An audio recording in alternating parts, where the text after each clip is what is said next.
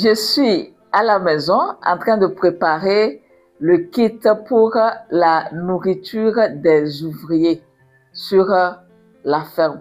Donc, comme je vous ai promis, je vais vous montrer comment je compose ce kit-là pour vous permettre d'avoir une idée. Parce que la question de la nourriture des ouvriers, c'est vraiment un casse-tête pour certains promoteurs agricoles. Donc, avec l'exemple que je vais vous montrer, peut-être que ça peut vous inspirer aussi dans la gestion de votre ferme. Sur cette ferme, par exemple, moi, j'ai choisi de leur donner des denrées pour chaque 2 semaines. Donc, le kit que je vais composer tout à l'heure, c'est pour leur nourriture pendant 2 semaines. D'accord. Donc, on commence. Premièrement, j'ai du riz. Vous voyez, c'est le riz blanc. Voilà, c'est un bol. Alors, ici à Notiens, nous avons le bol de 3 kg. Vous savez, il y a différents bols. Donc, j'ai acheté pour eux le bol de 3 kg pour le riz blanc. Donc, c'est ça. Je mets de côté. Vous voyez, tout ça là, c'est pour pouvoir composer le kit. Ensuite, j'ai du riz aussi, mais ça c'est un riz qu'on prend pour faire aïmolou. Ça c'est les Togolais qui peuvent comprendre ça. Ça c'est le riz pour faire aïmolou. C'est pas vraiment blanc. Vous voyez, souvent on appelle ça ibo. Donc, ibo molou. Donc c'est ça. Ça aussi, j'ai pris pour un bol. Donc au total, 2 bols de riz. C'est ça aussi, 2 bols de riz. Ceci c'est pour aïmolou, l'autre il peut faire comme riz blanc.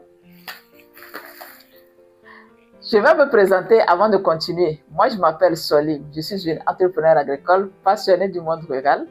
Je travaille avec des coopératives agricoles sur des projets agricoles. Moi-même je suis en milieu rural dans la préfecture du Rarou.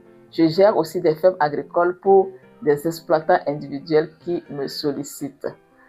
Donc, on continue. On a fini avec le riz. Donc, j'ai ici maintenant, c'est un peu le haricot.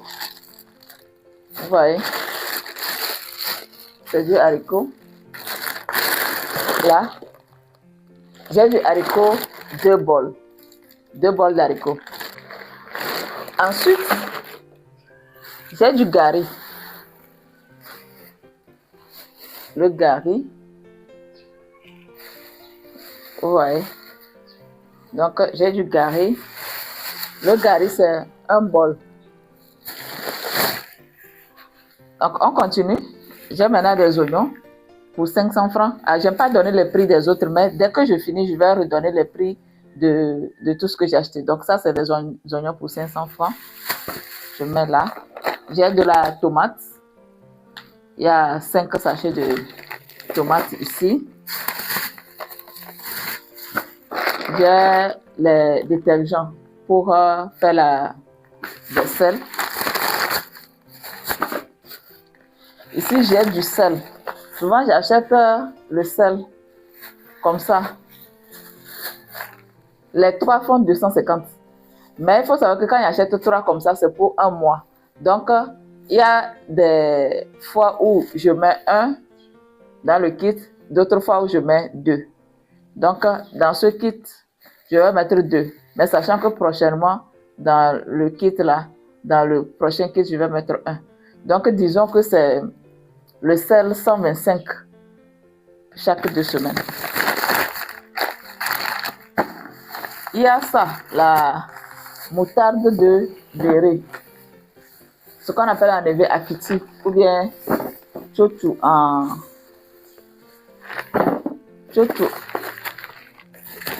caviar. Je filme moi-même, donc c'est un peu compliqué. Mais quand même, je vais vous montrer. C'est comme ça.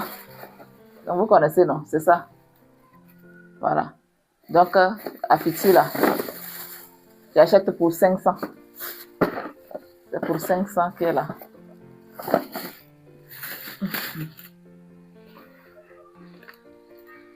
Ok.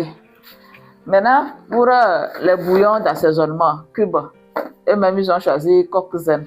Donc, je donne chaque 2 semaines, là, je donne 24 tablettes.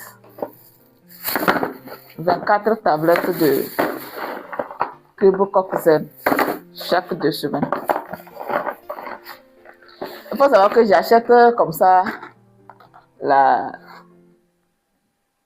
tablette complète et moi-même j'enlève. Donc quand j'enlève, ici là il y a 60 dedans. Donc chaque 2 semaines j'enlève 24. Donc c'est ça.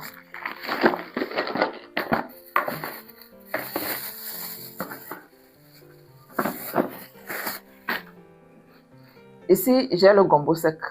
Vous voyez, gombo sec non pilé. Voilà. Donc ça c'est le bol ça. C'est le bol de gombo sec. Ici à Notien, on vend ça à 2000 francs le bol. Donc j'ai acheté le bol. Maintenant, pour la composition de ce kit, je vais prendre 3 quarts de ceci. En montant, ça fait 1500. Donc je prends 3 quarts de ceci pour composer le kit. Maintenant, le prochain kit, je vais prendre le quart restant de ceci et je vais ajouter la pâte d'arachide 500 et le sésame, ce qu'on appelle goussi. Goussi, le sésame, je vais prendre ça aussi 500. Donc pour pouvoir varier un peu pour eux.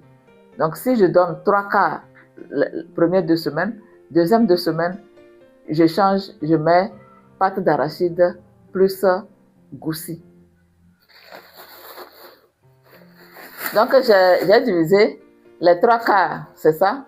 Donc je préfère acheter ceci plutôt que ce qu'on a pilé. Donc ça, la personne chargée de faire la cuisine, elle-même, elle va piler. Donc en quantité, on a beaucoup plus que le fait d'acheter ce qui est déjà pilé.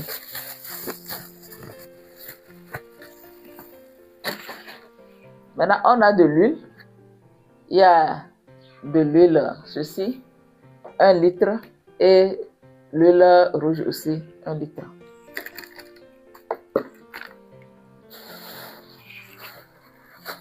Maintenant, ici, j'ai le piment. Ici, j'ai le piment. Le piment, comme vous êtes en train de le voir. Donc, j'ai acheté aussi un bol. Ça, c'est un bol. Et je vais diviser ça en 2. Chaque 2 semaines, je donne moitié, demi-bol pour le piment. Enfin, le poisson. Vous voyez, le poisson. En fait, cette quantité-là, cette quantité que vous êtes en train de voir, c'est à 6500. Le poisson, les anchois, c'est ce que je les achète, c'est à 6500. Mais quand j'achète ceci, c'est pour 4 semaines. Je vais donc diviser en 2 pour les envoyer. Maintenant, bon, il faut savoir que les anchois, des fois ça coûte 6000, des fois ça va jusqu'à 7000. Donc c'est entre 6000 et 7000. Voilà. Donc je viens de composer comme ça le kit. Maintenant, il y a le maïs. Bon, je n'ai pas cité le maïs ici parce que je n'achète pas le maïs pour eux. La ferme même a une quantité de maïs. C'est ça qu'on prend pour aller moudre et leur permettre d'avoir la farine de maïs. Vous savez, la nourriture de base, c'est la pâte. Donc, c'est ça. Et donc, en termes de maïs, on leur donne 5 bols chaque 2 semaines. 5 bols de maïs chaque 2 semaines. Bon, la localité dans laquelle se trouve la ferme, là, le bol qu'ils utilisent là-bas, c'est Abloré-Badja, le bol de 5 kilos. Donc, disons que si on va convertir, ça fait 25 kilos de maïs chaque 2 semaines.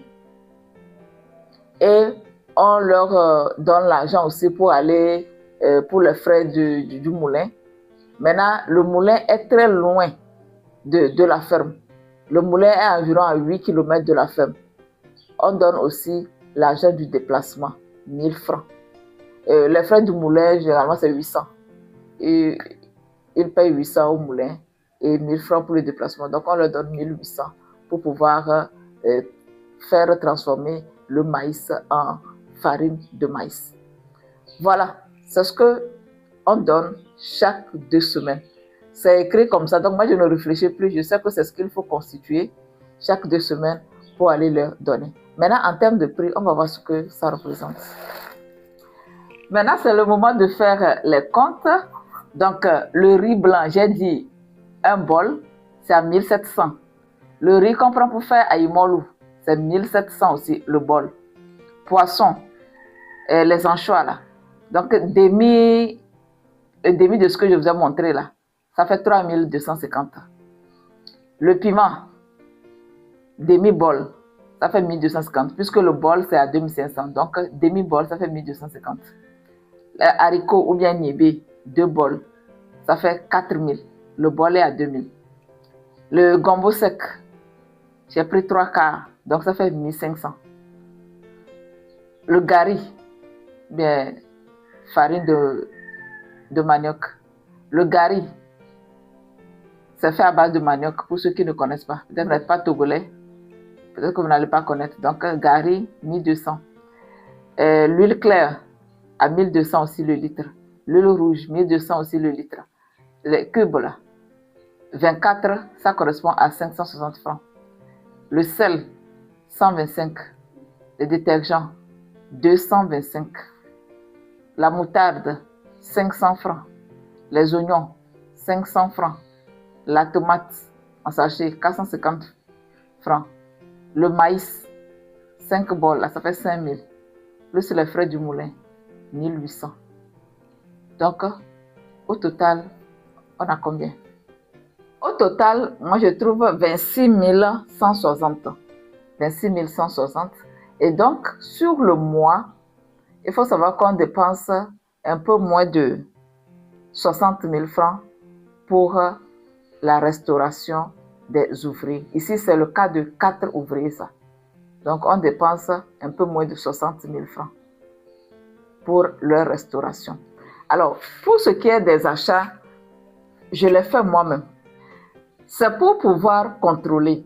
Parce que si je donne l'argent aux ouvriers d'aller acheter, alors moi, je trouve ça gênant que j'aille leur dire que je veux vérifier réellement ce qu'ils ont acheté.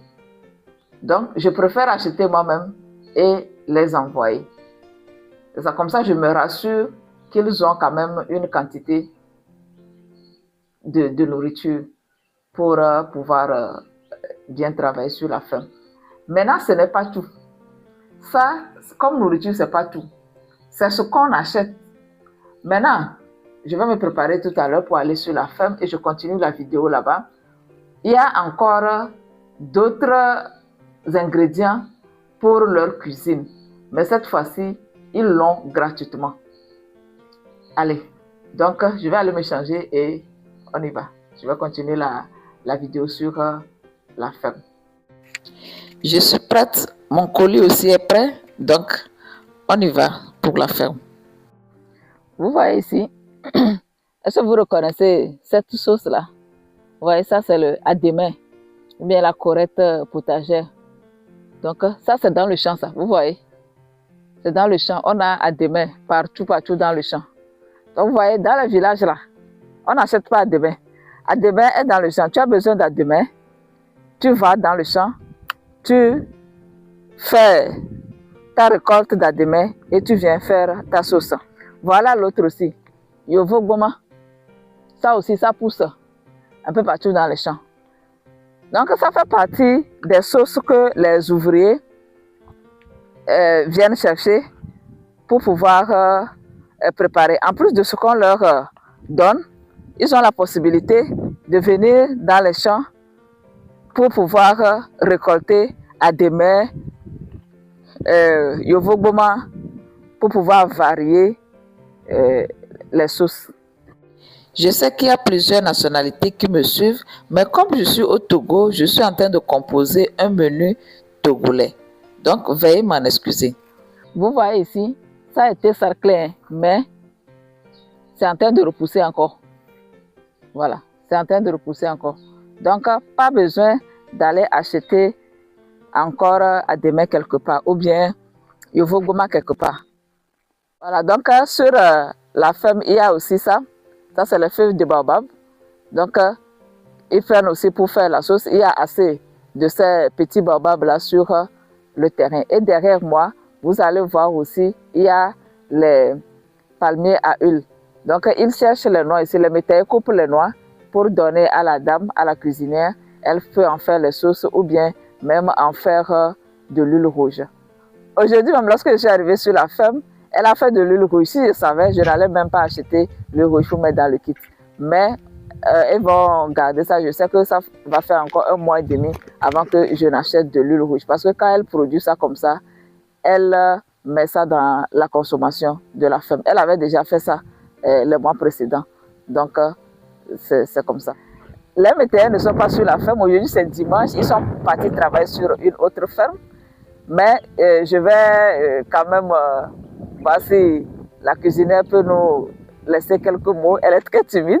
Donc, je vais voir si elle peut nous partager quelques mots. Mais si les métayers étaient là, eux aussi ils contribuent dans la cuisine en faisant quoi? En allant à la chasse. Parce que vous avez vu que j'ai mis que des anchois. Mais les ouvriers là, ils mangent la viande même plus que moi. Parce que quand ils vont dans les champs, ou bien dans leur temps de pause, ils vont à la chasse, ils tuent des animaux sauvages et viennent aussi contribuer à la cuisine. C'est notre cuisinière sur la ferme. Elle est avec son petit garçon. Donc, c'est une maman célibataire. En fait, sur les fermes, je préfère premièrement que la cuisinière soit une femme ou bien une épouse des métayers. Ou soit, si on ne peut pas trouver une épouse d'un métayer, on prend une mère célibataire. Je préfère ces 2 catégories de femmes plutôt que de prendre une jeune demoiselle pour pouvoir faire la cuisine, parce que dans les villages, vraiment, c'est un peu compliqué. C'est un peu compliqué le risque de grossesse des enfants. Vraiment, je ne veux pas que une jeune fille vienne travailler chez moi sur la ferme et à la fin de l'année, on remarque voilà, qu'elle a eu des problèmes. Donc, je ne veux même pas gérer des jeunes filles. Au moins, quand je prends l'épouse d'un métayer, je sais qu'il n'y a pas de risque. Son mari même est sur la ferme. Il saura la gérer. Et quand je prends une maman célibataire, je sais qu'elle a une expérience et elle saura se tenir. Donc, j'ai amené ce qu'il faut pour que vous fassiez la cuisine. Voilà. Maintenant, d'abord, il faut dire à tous ceux qui te regardent ce que tu fais comme travail sur la ferme. Il faut nous dire ce que tu fais comme travail. Mon travail est que si j'ai sorti matin là, je vais balayer, laver les assiettes, Oui. préparer nourriture à la métayage qui travaille sur le chantier. Si j'ai fini de faire, je vais aller promener, chercher les bois à mener. Très bien.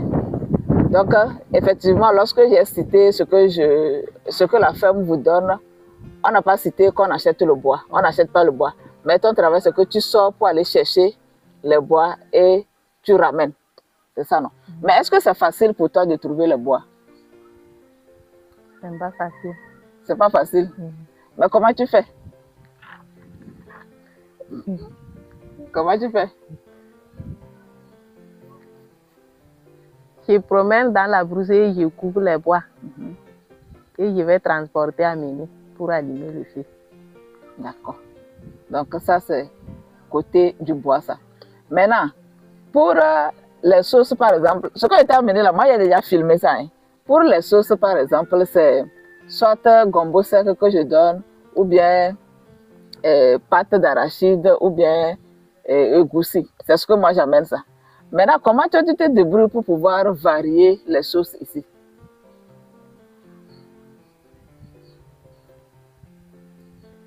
Si je n'ai pas besoin de manger gombo sec, je vais aller chercher baobab pour faire la sauce. Moi-même, j'ai semé gombo. Je vais chercher là-bas pour faire la sauce aussi. Mais des fois aussi, vous consommez à demain, non? Oui. À demain, là, tu trouves ça où? Il y a ça sur les chantiers aussi. Oui. Je cherche pour faire la sauce. Okay. Donc ça veut dire que toi-même, tu contribues beaucoup pour faire la cuisine. Maintenant, est-ce que tu aimes ton travail? Propre, tu aimes mon travail bien.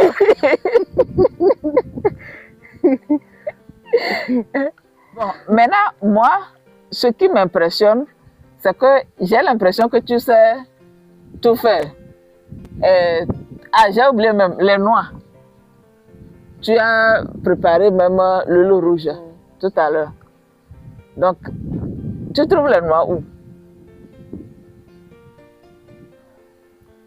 Il y a ça sur les chantiers aussi. Oui. Et je cherche. Et je vois que toi-même, tu sais faire le rouge. Je sais faire le rouge moi-même. Voilà. Bon, la dernière fois, 1er mai, tu as préparé tchoukoutou. Très bien aussi, tu sais bien le faire. Comment tu as appris toutes ces choses là-haut? C'est que mes parents. D'accord. Maintenant, est-ce que tu as une fois pensé que tu peux faire ça, par exemple, et vendre? Je peux faire. Ou bien, bon, faire ça et vendre, ou bien venir travailler sur la ferme là, lequel tu vois que c'est bon pour toi?